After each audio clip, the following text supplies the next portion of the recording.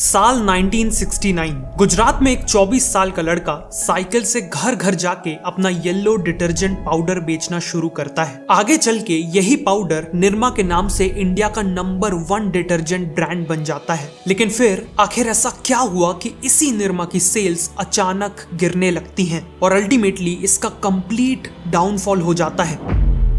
इन सब की शुरुआत हुई करीब 55 साल पहले। गुजरात में रहने वाले करसन भाई पटेल एक गवर्नमेंट डिपार्टमेंट में केमिस्ट की नौकरी करते थे, लेकिन उनकी सैलरी घर चलाने के लिए सफिशिएंट नहीं थी। इसीलिए उन्होंने साइड इनकम कमाने के लिए एक छोटा सा बिजनेस स्टार्ट करने का फैसला लिया। बीएससी की डिग्री और केमिस्ट की नौकरी होने के कारण उन्हें केमिकल्स की अच्छी समझ थी। इसीलिए उन्होंने अपने घर में ही सोडा ऐश और बाकी कुछ केमिकल्स के साथ एक्सपेरिमेंट करना चालू किया। कई बार फेल होने के बाद उन्होंने फाइनली एक अफोर्डेबल और इफेक्टिव डिटर्जेंट पाउडर बना लिया और अपनी इस इन्वेंशन का नाम अपनी 1 साल की बेटी निरुपमा के नाम पर निरमा रख दिया।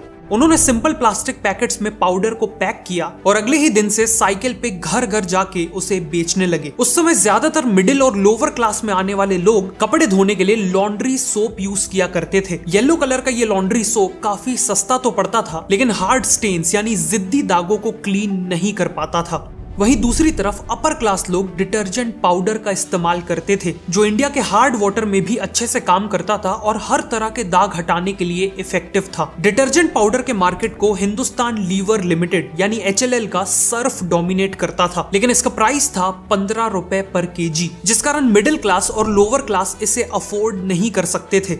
इसीलिए यहाँ एक अपॉर्चुनिटी देखते हुए करसन भाई ने निरमा को केवल 3.5 रुपए पर किलो में बेचना चालू किया। मतलब लोगों को पहली बार लॉन्ड्री सोप के प्राइस पे डिटर्जेंट पाउडर मिलने वाला था, जिस कारण कुछ ही टाइम में निरमा बहुत पॉपुलर हो गया और करसन भाई दिन का 200 किलो डिटर्जेंट पाउडर बेचने लगे। जब डिमांड और भी ज्यादा बढ़ने लगी तो करसन भाई ने अहमदाबाद के पास सरसपुर में एक छोटा सा शेड लगवा लिया और प्रोडक्शन के लिए लेबर हायर करने लगे। साथ में उन्होंने अपनी पैकेजिंग को भी इंप्रूव किया और इसमें निरमा गर्ल को ऐड किया, जो आगे चल के इंडिया की one of the most recognised brand mascot बन गई। करसन भाई का अगला टारगेट था डिस्ट्रीब्यूशन को इंप्रूव करना। उस समय केवल अहमदाबाद में 2000 से ज्यादा रिटेलर्स थे और ग्रो करने के लिए उन्हें इन दुकानों में निरमा को अवेलेबल करवाना था। लेकिन एक नया ब्रांड होने के कारण कई रिटेलर्स निरमा को अपनी शॉप में जगह नहीं देना चाहते थे। इससे डील करने के लिए करसन भाई ने एक कमाल की स्ट्रेटजी अपनाई।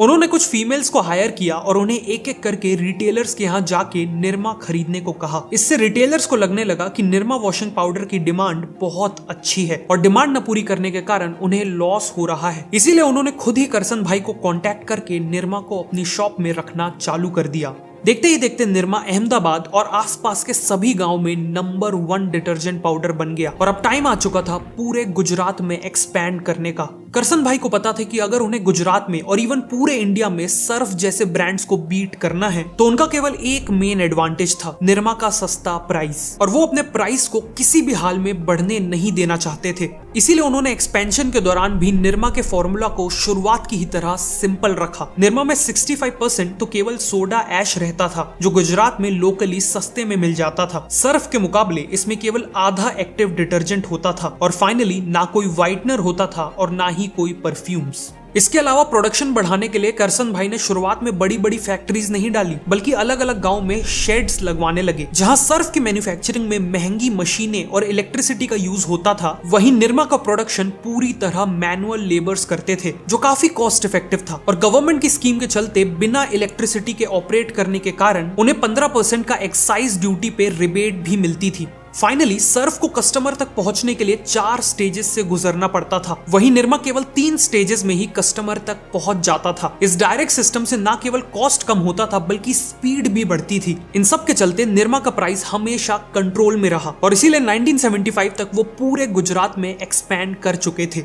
निरमा की सक्सेस के पीछे परफेक्ट प्राइसिंग, मार्केट अंडरस्टैंडिंग और डिस्ट्रीब्यूशन इनोवेशन का बहुत इंपॉर्टेंट रोल था। इन सभी बिजनेस एस्पेक्ट्स को डीपली समझना ही आज की मॉडर्न MBA एजुकेशन का कोर है। इसीलिए आज मैं आपको इंडिया की number 1 private university OP Jindal के 1 ईयर ऑनलाइन MBA प्रोग्राम के बारे में बताना चाहता हूँ। गवर्नमेंट ऑफ इंडिया ने OP जिंदल को इंस्टीट्यूट ऑफ एमिनेंस का स्टेटस दिया है। पूरे इंडिया में ये स्टेटस केवल 4 प्राइवेट यूनिवर्सिटीज और 8 पब्लिक इंस्टीट्यूट्स के पास है, including IITs and Indian Institute of Science. Programme की खास बात यह है कि ये ट्रेडिशनल 2 ईयर MBA की जगह सिर्फ 1 साल का है। इस प्रोग्राम में 7 इंडस्ट्री रेलेवेंट स्पेशलाइजेशंस भी हैं और फैकल्टी का एक्सपीरियंस वर्ल्ड क्लास है। IIMs, XLRI और PhD क्वालिफाइड प्रोफेसर्स जिन्होंने मैकेंजी, बैंक ऑफ अमेरिका जैसी ग्लोबल कंपनीज में काम किया है और IIMB और IIMR जैसे प्रेस्टिजियस इंस्टीट्यूशंस में पढ़ाया भी है। और क्योंकि अपग्रेड इनका टेक्नोलॉजी पार्टनर है, आप इस प्रोग्राम को अपग्रेड के थ्रू कहीं से भी कर सकते हैं, वो भी बिना किसी ब्रेक के, और वो भी केवल 6,790 की अफोर्डेबल EMIs पे करके। प्लस आप 12 मंथ्स के इस प्रोग्राम की EMIs 24 मंथ्स में पे कर सकते हो। ऑल्सो इस चैनल के व्यूअर्स के लिए 5,000 रुपए की स्पेशल स्कॉलरशिप भी है। डिस्क्रिप्शन और पिन कमेंट में मैंने एप्लीकेशन लिंक दे दिया है, तो अभी अप्लाई करिए। अब कहानी पे वापस आते हैं। गुजरात के बाद अब करसन भाई पूरे इंडिया में एक्सपैंड करना चाहते थे, और वो भी बहुत तेजी से। इसीलिए उन्होंने अपना सबसे पहला एड कैंपेन लॉन्च करने का फैसला किया।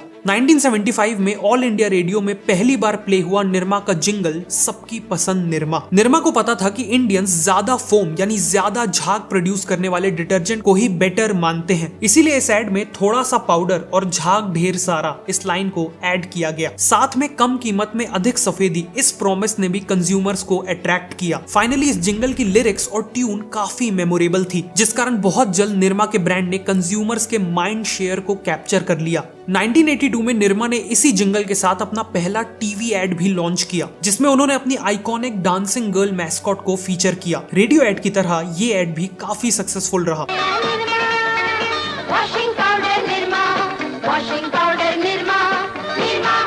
इसीलिए 1977 तक 12% और फिर 1985 तक करीब 60% मार्केट शेयर के साथ निरमा इंडिया का सबसे बड़ा डिटर्जेंट ब्रांड बन गया। जिस निरमा को करसन भाई ने साइड इनकम कमाने के लिए शुरू किया था, आज उसी निरमा ने करसन भाई को पूरे भारत का डिटर्जेंट किंग बना दिया था। लेकिन अनफॉर्चुनेटली ये सक्सेस ज्यादा देर तक नहीं टिकने वाली थी, क्योंकि बहुत जल्द मार्केट का पुराना खिलाड़ी पलटवार करने वाला था। शुरुआत में तो निरमा ने केवल मिडिल और लोअर इनकम सेगमेंट्स को कैप्चर किया था, लेकिन इवेंचुअली कई अपर क्लास कस्टमर्स भी निरमा में शिफ्ट होने लगे थे, क्योंकि उन्हें ये क्लैरिटी ही नहीं थी कि सर्फ की क्वालिटी किन मायनों में निरमा से बेटर है। ऊपर से 1986 में निरमा ने एक डिटर्जेंट बार लॉन्च करके HLL के रिन बार को डायरेक्ट चैलेंज कर दिया, जिससे रिन के भी कई कस्टमर्स निरमा बार में शिफ्ट होने लगे। लेकिन अब HLL को समझ आ चुका था कि निरमा उनके पूरे ही बिजनेस के लिए एक बहुत बड़ा खतरा बन चुका है। इसीलिए हिंदुस्तान लिवर लिमिटेड ने इंटरनली एक सीक्रेट मिशन लॉन्च किया, जिसका कोड नेम था स्टिंग, यानी स्ट्रैटेजी टू इनहिबिट निरमास ग्रोथ। इस मिशन के तहत निरमा की पूरी बिजनेस स्ट्रैटेजी को डीपली स्टडी किया गया और फिर HLL की काउंटर स्ट्रैटेजी डेवलप की गई। कई हफ्तों बाद ये कंक्लूजन निकला कि निरमा से compete करने के लिए HLL को भी अपना डिटर्जेंट पाउडर लो कॉस्ट में ही बेचना पड़ेगा। लेकिन अगर वो सर्फ को निरमा की प्राइस पे बेचते तो उन्हें प्रॉफिट्स की जगह लॉस हो जाता, साथ में सालों से बनाई हुई सर्फ की प्रीमियम ब्रांड इमेज भी डिस्ट्रॉय हो जाती। इसीलिए HLL ने फाइनली अपना खुद का low cost detergent powder launch करने का फैसला किया। लेकिन उससे पहले उन्होंने एक मार्केट रिसर्च की, जिससे उन्हें निरमा की वीकनेसेस पता चल गई। जैसे कि निरमा से कपड़े धोने पर उनमें खुशबू नहीं बल्कि एक इंडस्ट्रियल स्मेल रह जाती थी, और निरमा पूरी तरह पानी में डिसॉल्व भी नहीं होता था, जिस कारण कपड़े सूखने के बाद सॉफ्ट फील नहीं होते थे। साथ में कई लोगों को निरमा से हाथ में इरिटेशन और ब्लिस्टर्स हो जाते थे। इन सब को ध्यान में रखते हुए HLL ने सबसे पहले अपने डिटर्जेंट पाउडर में एक प्लेजेंट फ्रेग्रेंस ऐड कर दी। सेकेंडली, इसे हाथों के लिए जेंटल बनाया और इंश्योर किया कि ये पाउडर पानी में कंप्लीटली डिसॉल्व हो जाए। लेकिन इन सभी इंप्रूवमेंट्स के बाद भी उन्होंने कॉस्ट को ऊपर जाने नहीं दिया। उनके इस नए डिटर्जेंट में सॉल्ट एक बहुत इंपॉर्टेंट रॉ मटेरियल था, इसीलिए HLL ने अपनी नई फैक्ट्री को गुजरात में सॉल्ट माइंस के बगल में एस्टैब्लिश किया और सॉल्ट माइन से एक डायरेक्ट पाइपलाइन कनेक्ट कर ली। ऑल्सो इन्होंने R&D में मैसिव इन्वेस्टमेंट्स करके डिटर्जेंट में डलने वाले फ्रेग्रेंस और बाकी इनहेंसर्स के सस्ते ऑल्टरनेटिव्स बना लिए। इन सब के चलते HLL ने एक ऐसा डिटर्जेंट पाउडर बना लिया जिसका प्राइस तो निरमा के बराबर था, लेकिन क्वालिटी बहुत बेटर थी। और इसी तरह लॉन्च हुआ व्हील डिटर्जेंट पाउडर। निरमा को डायरेक्टली टारगेट करने के लिए व्हील के एड्स में कहा गया कि मैंने मांगी थी सफाई और तूने दी हाथों की जलन। ये मैसेज निरमा के कस्टमर्स को काफी रिलेटेबल लगा और वो व्हील पे तेजी से शिफ्ट होने लगे। एज अ रिजल्ट 1990 तक व्हील निरमा के बाद इंडिया का सेकंड बिगेस्ट डिटर्जेंट ब्रांड बन गया था। साथ में HLL ने निरमा को टारगेट करते हुए सर्फ के भी नए एड कैंपेन्स लॉन्च किए, जिसमें उन्होंने ललिता जी नाम की एक समझदार हाउसवाइफ के कैरेक्टर को दिखाया, जिनका कहना था कि सस्ती चीज खरीदने में और अच्छी चीज खरीदने में फर्क होता है। एड में निरमा को रिप्रेजेंट करने वाले येलो पाउडर और सर्फ के ब्लू पाउडर का कंपैरिजन भी दिखा के ये कहा गया, आधा किलो सर्फ पूरे 1 किलो सस्ते पाउडर के बराबर होता है। HLL की ये सभी स्ट्रेटजीज काफी इफेक्टिव साबित हुई, जिस कारण HLL का मार्केट शेयर 11% से बढ़कर 24% हो गया और निरमा का मार्केट शेयर 60% से गिर के 50% पे आ गया। लेकिन निरमा के बुरे दिनों की ये तो केवल शुरुआत थी, क्योंकि इसी दौरान यूपी की गलियों से एक ऐसा कॉम्पिटिटर निकल के आ रहा था जो निरमा को पूरी तरह से खत्म कर देने वाला था, और वो कॉम्पिटिटर था घड़ी डिटर्जेंट पाउडर। 1980s में डिटर्जेंट मार्केट के बूम को देखते हुए कानपुर के दो भाई मुरलीधर और बिमल कुमार ने अपना खुद का डिटर्जेंट पाउडर लॉन्च किया। उन्होंने देखा कि सस्ते डिटर्जेंट की कैटेगरी में ऑलरेडी निरमा और व्हील डोमिनेट कर रहे हैं, और साथ ही साथ इंडिया की पर कैपिटा इनकम लगातार बढ़ रही है। मतलब हर साल करोड़ों लोग लोअर क्लास से मिडिल क्लास में प्रमोट हो रहे थे, और इन मिडिल क्लास लोगों को केवल सस्ता पाउडर नहीं चाहिए था, बल्कि इन्हें अफोर्डेबल प्राइस में हाई वैल्यू प्रोडक्ट चाहिए था। इसी के साथ इन्होंने लॉन्च किया घड़ी डिटर्जेंट पाउडर, जिसकी क्वालिटी ना केवल निरमा से बेटर थी, बल्कि इसका प्राइस भी निरमा से 10% ज्यादा था, जिस कारण कस्टमर्स ऑटोमेटिकली घड़ी को बेटर क्वालिटी वाला डिटर्जेंट मानने लगे। और इस 10% एक्स्ट्रा प्राइस के चलते घड़ी ने अपने डीलर्स और रिटेलर्स को कंपटीशन से ज्यादा कमीशन दिया, जिस कारण ये रिटेलर्स कस्टमर्स को सबसे पहले घड़ी डिटर्जेंट रिकमेंड करने लगे और सेल्स ऑर्गेनिकली बढ़ने लगी। डिस्ट्रीब्यूशन कॉस्ट को कम रखने के लिए घड़ी ने 200 किलोमीटर मैन्युफैक्चरिंग मॉडल अपनाया, जिसमें वो हर इंपॉर्टेंट मार्केट के 200 किलोमीटर के रेडियस में अपना स्मॉल मैन्युफैक्चरिंग प्लांट या डिपो सेटअप करने लगे। इससे घड़ी का स्टॉक हमेशा हर एक दुकान में अवेलेबल रहता था और शिपिंग में भी पैसे बचते थे। फाइनली घड़ी ने अपने एड कैंपेन्स में एक ऐसा जिंगल यूज किया जिसने कस्टमर्स को मैग्नेट की तरह खींच लिया, और वो जिंगल था,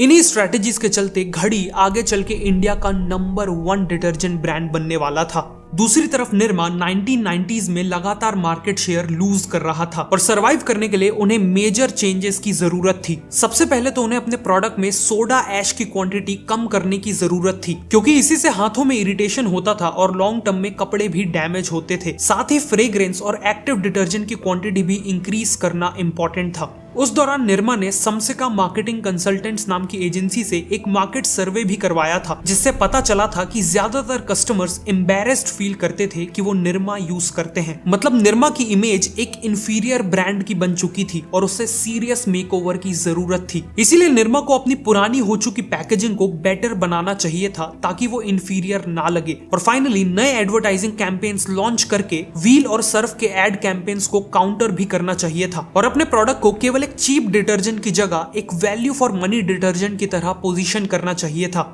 लेकिन निरमा ने इनमें से कुछ भी नहीं किया। अपने कोर प्रोडक्ट पे फोकस करने की जगह उन्होंने सर्फ को बीट करने के लिए प्रीमियम डिटर्जेंट मार्केट में एंट्री ले ली, जिससे सिचुएशन और बिगड़ गई। मिड 1990s में उन्होंने अपना निरमा ब्लू पाउडर लॉन्च किया, लेकिन इस समय तक प्रीमियम डिटर्जेंट मार्केट में केवल सर्फ नहीं बल्कि एरियल भी अपने पैर जमा चुका था, और इन दोनों के कंपैरिजन में निरमा ब्लू ने कुछ भी नया और बेटर ऑफर नहीं किया था। लेकिन प्रोडक्ट से भी ज्यादा निरमा ब्लू का परसेप्शन खराब था। जहां HLL ने जानबूझ के अपने प्रीमियम डिटर्जेंट और अफोर्डेबल डिटर्जेंट का नाम बिल्कुल अलग रखा था, वहीं निरमा के प्रीमियम डिटर्जेंट के नाम में भी निरमा इंक्लूडेड था, जिस कारण कस्टमर्स इसे भी एक इंफीरियर प्रोडक्ट की तरह ही परसीव करने लगे, और निरमा ब्लू भी कुछ ही सालों में फेल हो गया।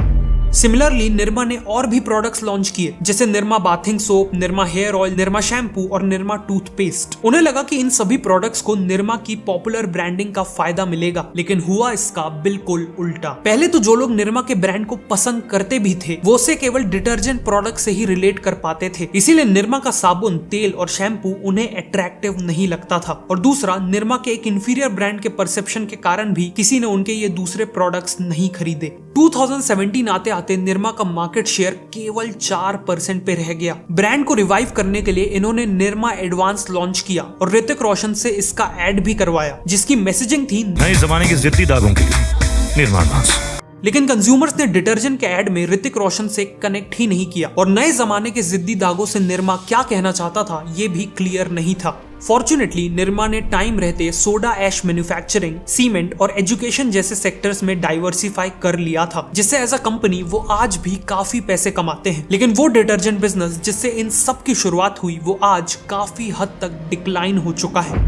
निरमा की कहानी ये प्रूव करती है कि किसी भी फील्ड में नंबर 1 बनना और नंबर 1 बने रहना दो अलग अलग चीजें हैं, और चाहे आप कितने भी बड़े बन जाओ, if you are not changing, you are losing. अगर आपको ये वीडियो अच्छी लगी तो मैं रिकमेंड करूंगा कि आप नेक्स्ट इस वीडियो को देखें।